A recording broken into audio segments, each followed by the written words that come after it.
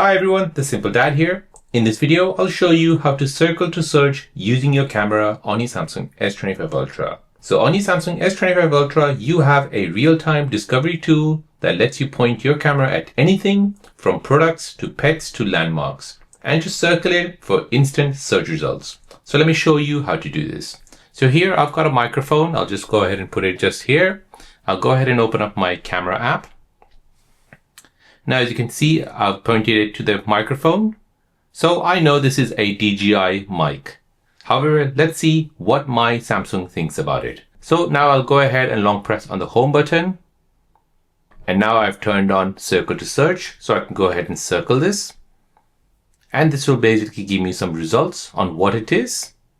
I can go ahead and look at it in products, in visual matches, about this image, and so on. So this is great for real-world identification, price checking, or quick translation like Visual Google for everyday life. So there you go, guys. That is how to circle to search using your camera on your Samsung S25 Ultra. If you're new on the channel and you want to find out more about your iPhone, your Android phone, or any other social media apps, then don't forget to subscribe to this channel to become a part of the Simple Dad community. Hit the like button if you find this video useful.